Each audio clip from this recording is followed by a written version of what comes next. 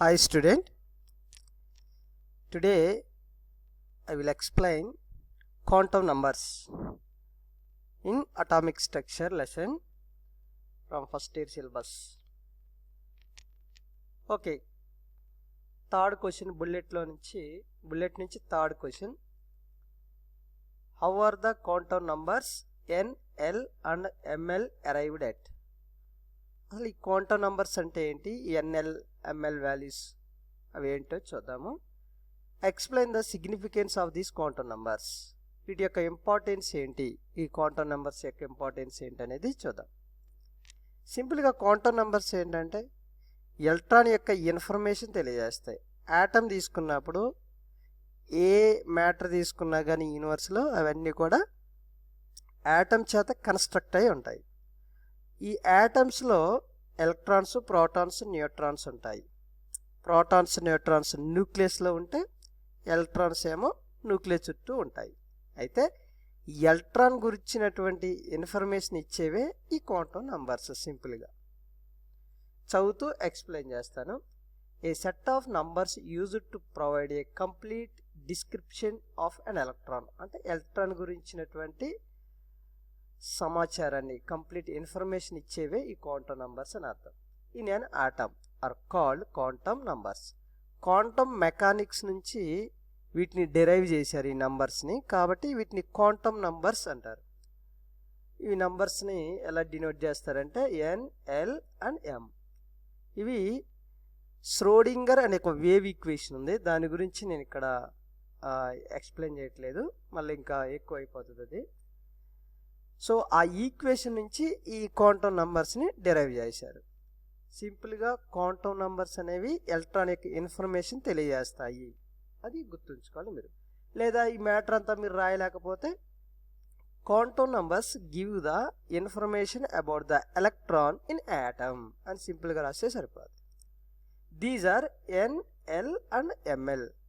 లేదా ఎం అని చెప్తే సరిపోతుంది. ఎన్ అంటే ఇక్కడ వరుసగా 4 క్వాంటమ్ నెంబర్స్ ఉన్నాయి. ఇంకోటి స్పిన్ క్వాంటమ్ నెంబర్ అని ఉంటుంది, అది ఇక్కడ ఇవ్వలేదు, దాని గురించి కూడా మనం చూద్దాం. ఓకే, ఫస్ట్ చూద్దాం. Principal quantum number. It was proposed by Niels Bohr, scientist name. It is denoted by letter N, ఎంతో డినోట్ చేస్తారు. The values of N are 1, 2, 3 or KLMN, ఇలాగ దాని వాల్యూస్ ఉంటాయి. అంటే చూడండి ఒకసారి.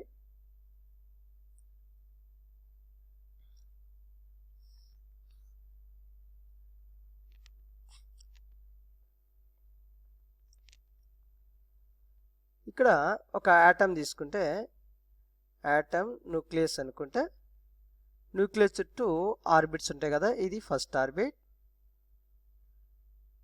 సెకండ్ ఆర్బిట్,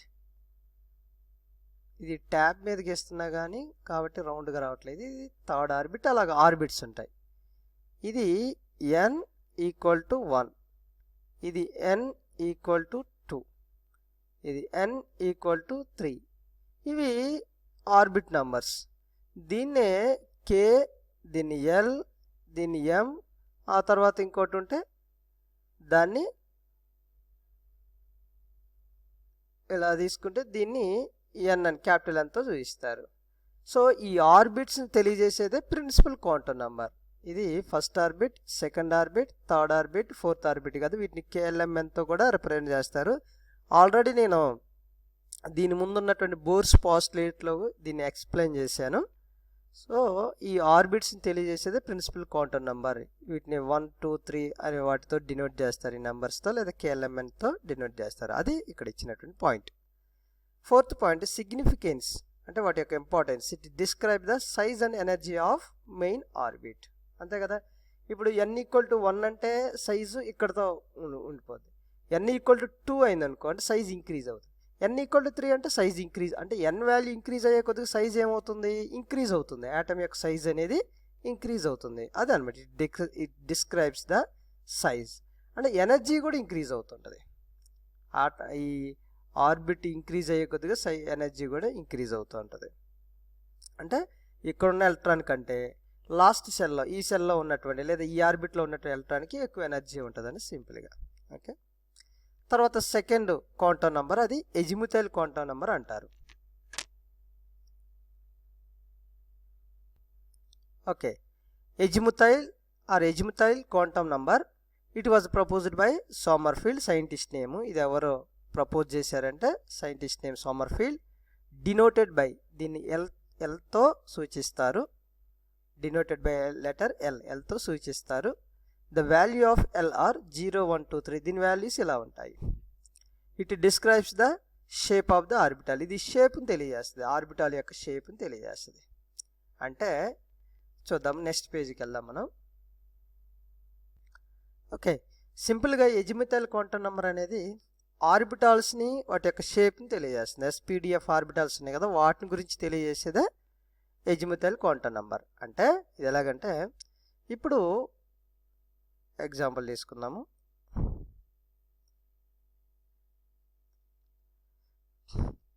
ఇది న్యూక్లియస్ అయితే, ఫస్ట్ ఆర్బిట్ అయితే, ఇది సెకండ్ ఆర్బిట్ అనుకుందాము. అలాగే ఇది థర్డ్ ఆర్బిట్ అనుకుందాం. ఇది థర్డ్ ఆర్బిట్. ఓకే, ఇది n = 1 అంటే ఇది ప్రిన్సిపల్ క్వాంటమ్ నెంబర్. ఇది n = 2 second principal quantum number 2 అనమాట. ఇది n = 3 ప్రిన్సిపల్ క్వాంటమ్ నెంబర్స్. ఇవన్నీ కూడా ఫస్ట్ దాంట్లో ఆర్బిటాల్స్ ఏముంటాయంటే, ఒకటే ఒక ఆర్బిటాల్ ఉంటుంది, దాన్ని నేను రాస్తాను, అది s ఆర్బిటాల్. అంటే ఈ ఆర్బిట్లో ఎలక్ట్రాన్ ఎక్కడ ఉంటుందంటే ఇదిగో ఈ రీజియన్లో ఉంటుందని అర్థం. దీన్ని s ఆర్బిటాల్ అంటారు. ఫస్ట్ ఆర్బిట్లో ఓన్లీ ఒక ఆర్బిటాల్ ఉంటుంది, అంటే ఎలక్ట్రాన్ ఉండే ప్లేస్ అని అర్థం, ఎలక్ట్రాన్ ఉండే హౌస్ అని అర్థం సింపుల్గా. అది s ఆర్బిటాల్. ఇక సెకండ్ ఆర్బిట్లో 2 ఆర్బిటాల్స్ ఉంటాయి ఎస్కి, అంటే ఎలక్ట్రాన్కి. అంటే ఎలక్ట్రాన్ ఉండే హౌసెస్ 2 హౌసెస్ ఉంటాయి అని అర్థం. ఒకటి s ఆర్బిటాల్, రెండవది ఇదిగో ఇలా రాస్తున్నాను p ఆర్బిటాల్. p ఆర్బిటాల్లో ఇది s ఆర్బిటాల్, ఇది p ఆర్బిటాల్. అంటే సెకండ్ ఆర్బిట్లో 2 ఆర్బిటాల్స్ ఉన్నాయి. s ఉండే హౌసెస్ ఎన్ని ఉంటాయి అంటే 2 ఉంటాయి అని అర్థం. ఒకటి s ఆర్బిటాల్, ఇంకోటి p ఆర్బిటాల్. ఈ ఆర్బిటాల్స్లో ఆర్బిటాల్ అంటే సింపుల్గా ఆర్బిట్ అంటే ఇక్కడ ఉన్నటువంటి ఈ సర్క్యులర్ పాత్స్ని, అంటే ఈ రౌండ్గా సర్కిల్ షేప్లో ఉన్నటువంటి ఈ లైన్స్ని ఆర్బిట్ అంటారు. ఇవి ఆర్బిటాల్ అంటే ఈ సర్క్యులర్ పాత్లో లేదా ఈ ఆర్బిట్లో ఎలక్ట్రాన్ ఉండే ప్లేస్, ఎలక్ట్రాన్ ఏ ప్లేస్లో ఉంటుంది అనేది తెలియజేసేదే ఆర్బిటాల్ అనమాట. ఆర్బిటాల్కి ఆర్బిట్కి ఉన్న డిఫరెన్స్ అది. అలాగే n = 3లో అంటే థర్డ్ ఆర్బిట్లో 3 ఆర్బిటాల్స్ ఉంటాయి. ఒకటి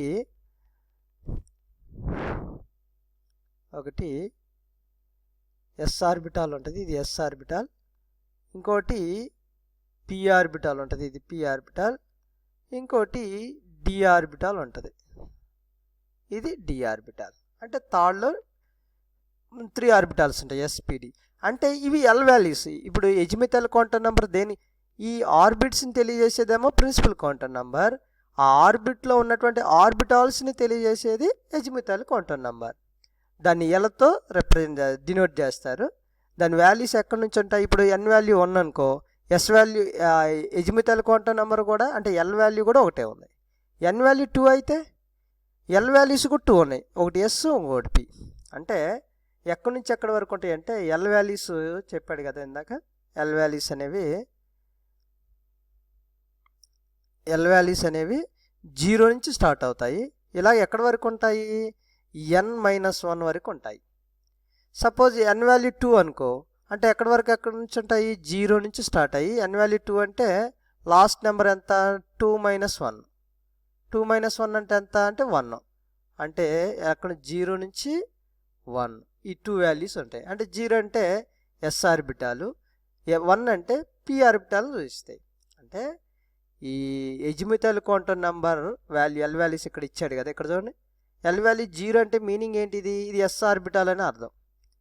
L వాల్యూ 1 అంటే p ఆర్బిటాల్ అని అర్థం. L వాల్యూ 2 అంటే d ఆర్బిటాల్ అని అర్థం. సో s ఆర్బిటాల్ అనేది ఏ షేప్లో ఉంటుందో మనకు తెలుసు, స్పెరికల్ షేప్లో. అంటే న్యూక్లియస్ ఇలా ఉంటే దాని చుట్టూ ఇలా స్పెరికల్ షేప్లో ఉంటుంది s ఆర్బిటాల్. అంటే ఎలక్ట్రాన్ అనేది అలా తిరుగుతూ ఉంటుంది అని అర్థం. డంబెల్ షేప్లో అంటే ఇది న్యూక్లియస్ అయితే p ఆర్బిటాల్ అనేది ఇలా డంబెల్ షేప్లో ఉంటుంది అని అర్థం. d ఆర్బిటాల్ అంటే డబుల్ డంబెల్ షేప్, అంటే ఇది డబుల్ డంబెల్ షేప్, న్యూక్లియస్ చుట్టూ ఇలా ఈ షేప్లో ఉంటుంది.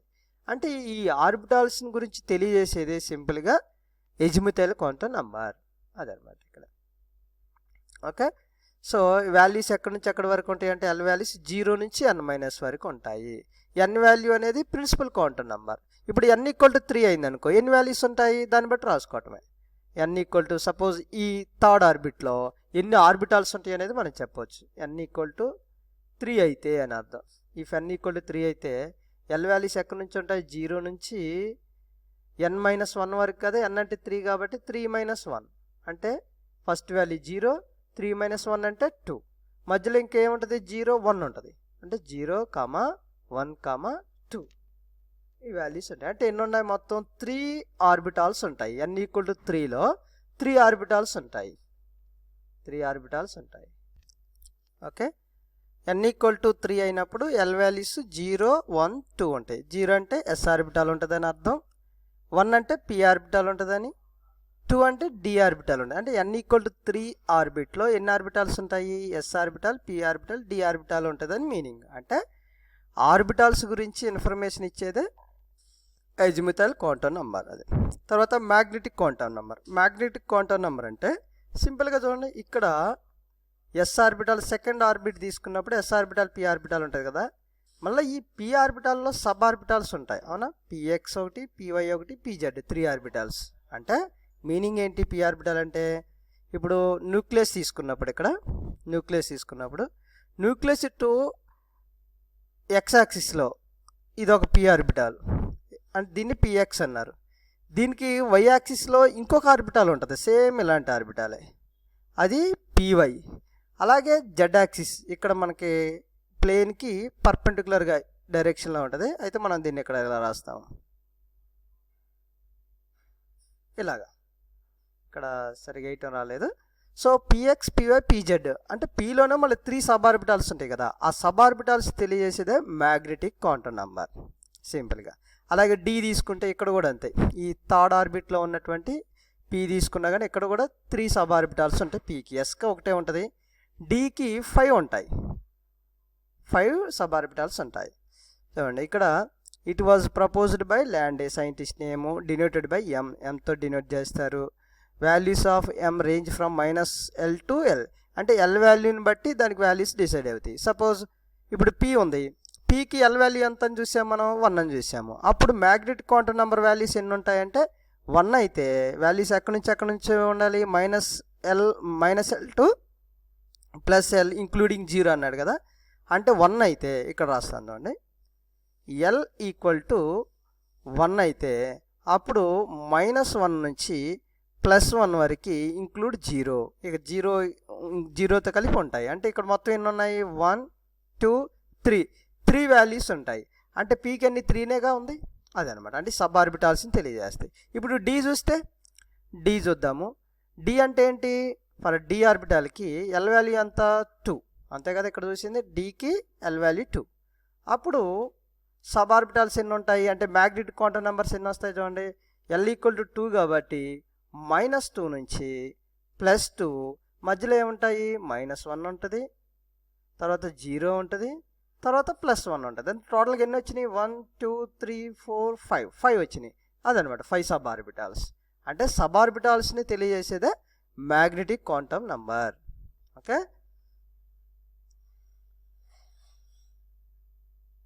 అది ఇక్కడ చూద్దాం చూడండి. ఇక్కడ ఇందులో చూస్తే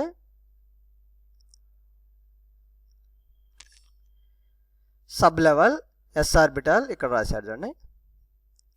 ఎస్ ఆర్బిటాల్కి ఎల్ వాల్యూ ఎంత, ఎస్ అంటే 0 వాల్యూ, ఎల్ వాల్యూ. ఇప్పుడు ఎం వాల్యూ ఎంత అవుతుంది, 0 అవుతుంది. ఎందుకంటే ఎం వాల్యూ ఎక్కడి నుంచి ఉంటాయంటే -l నుంచి +l వరకు ఉంటాయి. 0 కాబట్టి ఒకటే ఉంటుంది. అదే పీ సబ్ ఆర్బిటాల్ తీసుకుంటే, సబ్ లెవెల్ తీసుకుంటే ఎల్ వాల్యూ 1 ఉంటుంది. ఎల్ అంటే అజిముతల్ క్వాంటమ్ నెంబర్. అప్పుడు మ్యాగ్నెటిక్ క్వాంటమ్ నెంబర్ ఎక్కడి నుంచి ఎక్కడి వరకు ఉంటాయి, -1 నుంచి +1 వరకు 0తో ఇంక్లూడ్ అయి ఉంటాయి. అంటే ఈ 3 అనమాట. అంటే ఈ 3 అనేది సబ్ ఆర్బిటాల్స్ని తెలియజేస్తాయి. అలాగే డీకి 5 ఉంటాయి, ఎఫ్కి 7 ఉంటాయి. ఈ ఆర్బిటాల్స్ని తెలియజేస్తాయి.